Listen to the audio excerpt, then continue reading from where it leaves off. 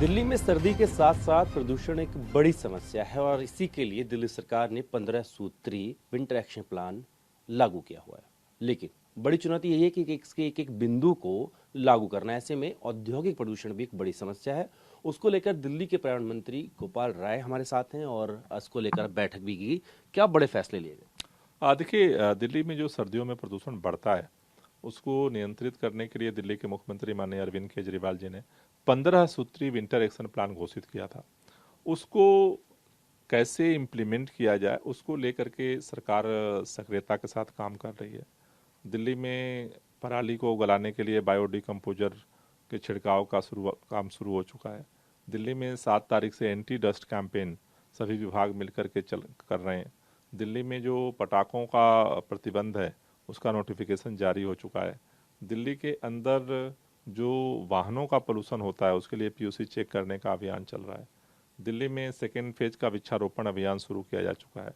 उसी कड़ी में आज जो इंडस्ट्रियल पोल्यूशन होता है उसको कैसे कंट्रोल किया जाए उसके लिए आज इन्वायरमेंट विभाग, डीपीसीसी और डीएसआईडीसी के साथ हमने ज्वाइंट बैठक की है और उसमें ये निर्णय लिया है कि 20 अक्टूबर से 20 नवंबर तक एंटी इंडस्ट्रियल पोल्यूशन कैंपेन जो है वो चलाया जाएगा दिल्ली के अंदर। उसके लिए 66 टीमों को जो है वो गठित किया गया है और ये जो 66 लोग हैं वो दिल्ली में जो यूनिट्स हैं उस पर चेक करेंगे कहीं पोल्यूटेड फ्यूल से तो कोई नहीं चला रहा है। साथ ही साथ जो कूड़ा डंपिंग होता है उसको निगरानी करेंगे, उस पर एक्शन लेने के लिए कार्रवाई करेंगे जिससे कि इंडस्ट्रियल पोल्यूशन को भी रोका जा सके। आपने केंद्रीय मंत्री को चिट्ठी लिखी है और उनसे कुछ मांगे आपने रखी है जिसमें कि आसपास के जो राज्य हैं उनको लेकर के भी है। और देखिए, हमने जो चिट्ठी लिखी है हमने ये निवेदन किया है कि चूंकि दिल्ली में जो पोल्यूशन होता है उस पर दिल्ली के अंदर के जो सोर्स हैं उनका भी असर होता है और दिल्ली के बाहर से जो पोल्यूशन होता है उसका भी असर होता है। तो दिल्ली में कम से कम जो कार्रवाइयाँ हो रही हैं उनको जो है एनसीआर में पूरी तरह से उसे लागू किया जाए। जैसे दिल्ली में अभी जो बसें हैं वो सीएनजी पे चलती हैं। अब इलेक्ट्रिक बसें भी दिल्ली में 800 से ज़्यादा आ चुकी हैं, वो सड़क पे चल रही हैं। लेकिन यूपी हो, हरियाणा हो, पूरे दिल्ली के अंदर जो बाहर से बसें आती हैं, राजस्थान हो, वो सारी डीजल बसें हैं, उनका पोल्यूशन बैठता है। तो हमारा निवेदन ये है कि कम से कम इन सर्दियों में ऐसी व्यवस्था की जाए कि वहाँ पर भी एनसीआर में सीएनजी या इलेक्ट्रिक बस को ही अलाउ किया जाए। दूसरा, जैसे दिल्ली में पटाखों का प्रतिबंध हुआ है उस तरह से एनसीआर में भी उसे प्रतिबंधित किया जाए। तीसरा, जैसे दिल्ली में जो पोल्यूटेड फ्यूल पे चलने वाली इंडस्ट्रीज थी उनको पीएनजी में शिफ्ट कर दिया गया।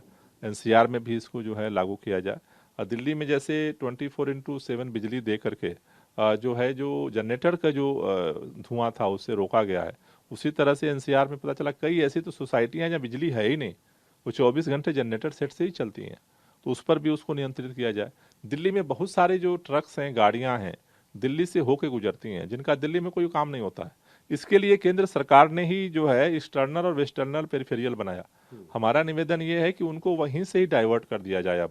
अब उनको जो पेरिफेरियल बना है उसका उपयोग किया जाए, तो उससे क्या होगा कि जो वाहनों का पोल्यूशन है उसको चेक किया जा सकता है। जैसे पराली है, पराली जो है दिल्ली में तो कम जलती है, पंजाब, हरियाणा, उत्तर प्रदेश में जो पराली घटनाएं होती हैं उनके लिए सभी राज्यों के साथ मिलकर के काम किया जाए।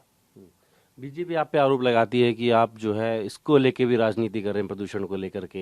हरियाणा की बात करते हैं, यूपी की बात करते हैं, पंजाब का जिक्र भूल जाते हैं। नहीं, हम सबकी बात करते हैं। हमने तो 5 राज्यों की मीटिंग बुलाने के लिए बात की है। हम्म, बीजेपी को पंजाब दिखता, हरियाणा नहीं दिखता, हम्म, दिल्ली दिखती है, यूपी नहीं दिखता। मेरा तो पहले दिन से ये निवेदन है कि 5 राज्यों को मिल करके इस पर काम करना पड़ेगा।